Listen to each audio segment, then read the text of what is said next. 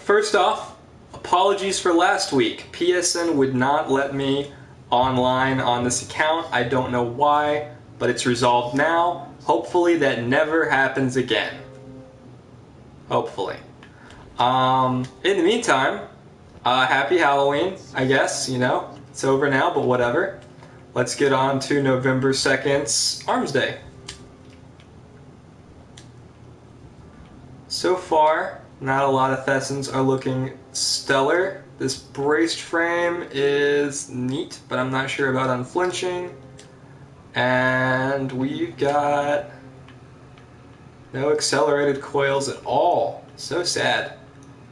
If you're looking for a fusion rifle to use from year 3, Saladin's Vigil is amazing. If you haven't tried it yet, get one. It drops in the forge. Headseeker in full auto, no counterbalance though. Full auto is interesting, but there's no braced frame either, so I don't think that one's going to be very good at all. And then of course there's this one with terrible perks, and this one with decent perk and bad perk. But you need Headseeker and counterbalance, so guess we'll keep looking. There was an Irene sold last week that was pretty much perfect. It looks like there's another one this week that's perfect. Life support, quick draw, casket mag, triple tap, and the Falcon SS1 scope. Can't think of a reason to use anything else other than that roll on the Irene. There's another triple tap one, this time with clown cartridge, but no casket mag. I don't think clown cartridge actually helps you, because it doesn't get you more. With this casket mag you go up to, I think it's 5, and then you go 1, 2, 3, 1, 2, 3, 1, so you end up with like a 7 in the magazine, is the whole point. There is a different scope, highlights, that's kind of neat, but honestly I'd take the first one, especially with life support. So that's cool, perfectly rolled Irene. And it looks like he's selling the Suros PDX-41, the Herja D, the Kumakataka HC4, the Garrus D, and the ARI-41. If you roll a Garrus D with explosive rounds, that can one-shot Shanks in the raid, so that's kind of nifty. I don't think the Kumakataka does that, but I'll double check. I know it's the other one that's low impact. The Kumakataka is mid impact, maybe. Yes. And yeah, the rest of it's all trash. If you're interested in hand cannons in the raid that one-shot Shanks, I would take the Garrus D, actually.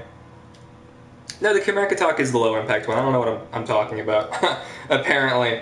The Garrus D is nifty. Explosive rounds on it will one-shot Shanks, so that's good. Perfectly rolled Irene is nice. Although, as good as the Irene is, it's like DPS is stellar. I don't like it more than the the Raid sniper rifle. It's got a magazine of 4 when you pop it in, which is cool. Well, it's 1, 2, 3, and then 1, 2, 3, 4.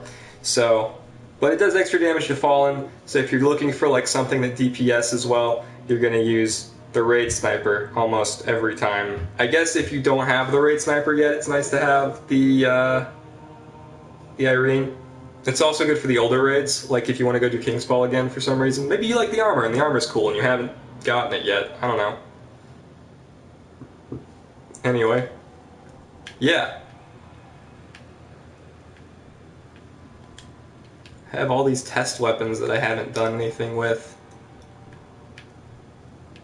So I've been told that if you re-roll the raid armor with an ornament on it, it will disappear, which is sad. So don't use your ornaments until you're happy with your roll. Which means grinding out those Siva key fragments. I foresee a lot of people playing the raid more than they need to, just for those fragments. It's only 5 to re-roll though, so you know, it's worth it.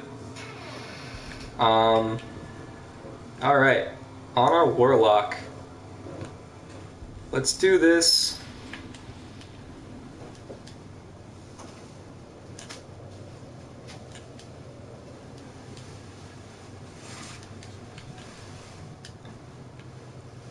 Warlock has the JLB-47 with surplus, which is interesting, but no grenades and horseshoes, or tripod, although I would use grenades and horseshoes over tripod every time. The Ifarua D does not have surplus. It's kind of funny that we would have surplus on the rocket launcher but not the sniper rifle.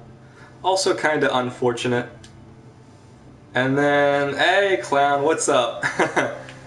The DIS-47 has a stability perk and counterbalance, but fitted stock is awful and there's no stability perk here, and this isn't high caliber rounds, and that's all very sad. And frankly, you want full auto on this gun anyway, so nothing on our Warlock that we like. Man, maybe somebody out there will find a use for taking the, but I mean, if they do, this is a really great roll for it. Perfect balance, hand-laid stock, and SPO-28, but I can't see anybody doing that. Changing out to the Hunter.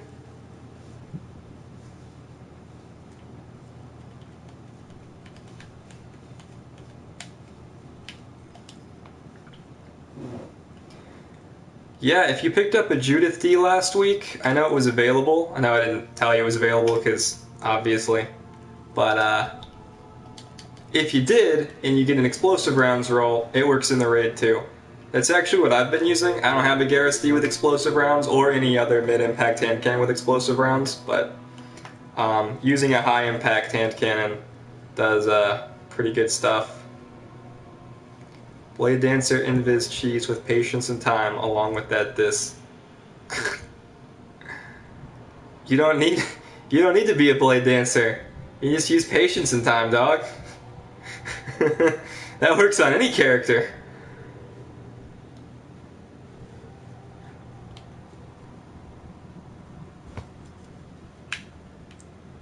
Working on that Arminius, Cocytus, and PDX-45. It's really unfortunate. I know I do a lot of Armsday stuff, but it's really unfortunate that a lot of the Armsday guns didn't get any upgrades this time around. We didn't get new Armsday guns, because a lot of these guns are going to end up being outclassed as you play the game. Like the Arminius D, I know a lot of you guys played Iron Banner. The unbent tree is really good. If you have an unbent tree, you almost don't need an Arminius D. I mean, the advantage of obviously being able to select a roll instead of having to, like, hope for the one is nice, but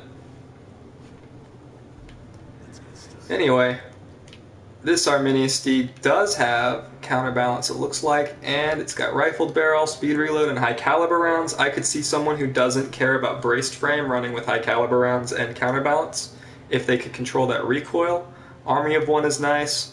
Watchdog is kind of nice. I know a lot of you guys run Memory of Perrin, or Perun, however you pronounce it. I like Perrin because I read the Wheel of Time, but that's me.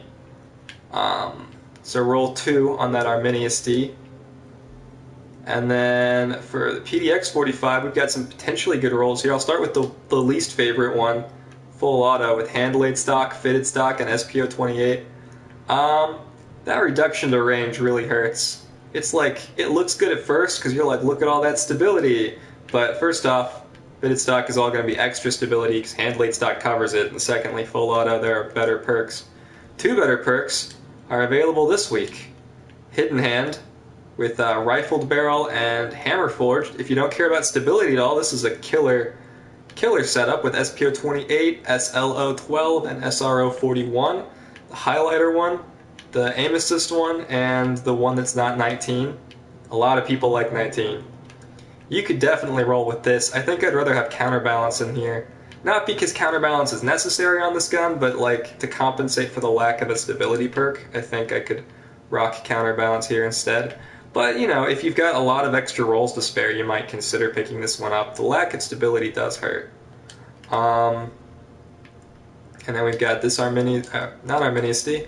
We don't want to click on you. We're looking at our PDX-45 rolls. Injection mold, head seeker, high caliber rounds, and SPO-28. That reduction to range really hurts. That's good, Clown. I'm really hoping for some year 3 engrams, because right now I am up to my eyeballs in Havoc Pigeons. Yeah, this one's no good. This one, like, I don't know. Headseeker and high caliber rounds are such good perks, but they're just not good on this gun, right? Not with these perks either. So roll 2 is the one you'd want to try, but without a stability perk, I don't know if I would even recommend it. If you have it, the Blind Perdition is incredible. The Blind Perdition does things that the PDX 45 can't do, and if you have the Adept version, then it has Snapshot, so run that. And then we've got, this one's cool, Triple Tap, Zen Moment, Hand Laid Stock, and Torch. This could be life support, and it would be nifty, or this could be Grenadier or something. But this is actually just a really solid roll for PvP or for PvE. I like this roll a lot. A lot of Cocytus rolls are good though. Like I said, for PvP all you need is the Torch Scope and the Hand Laid Stock Scope, and you're good to go. Here's one. Third Eye, Hand Laid Stock, Triple Tap, and Torch. This one's way better for PvP with Third Eye on. Third Eye is going to do a lot more than... I already forgot the other perk, actually. That's how meaningless it was to me. Zen Moment. Zen Moment's not going to do much for you on these low rate of fire scouts. So roll 1 on the Cocytus will see you through a lot better. It also looks better for PvE, honestly. Third Eye is going to do more for you than Zen Moment will. You'll be able to aim down sights. It's unfortunate that the Cocytus can't roll with explosive rounds, because if it did, you could wait for one and use it to kill Shanks in the raid. But it doesn't, so I guess we can all sit together and cry about that. Because I would love it if the Cocytus did roll that way, and I didn't have to like hope for a Badger or hope for a Hand of Judgment or whatever. Anyway, so that's it. Get those, and pick up Garrusty, I guess, if you want to pick something up. As much as I like the Kumakitak, I don't think it's good for this this meta we're in. I think you're going to want to go Garrusty every time. And even then, they're still better hand cannons to run, like the Palindrome. So, if you are picking this up, you're picking it up for the raid. You will have to be a high enough light level. There's an asterisk there. If you're not high enough light level, the Garrusty will not one-hit kill stuff in the raid.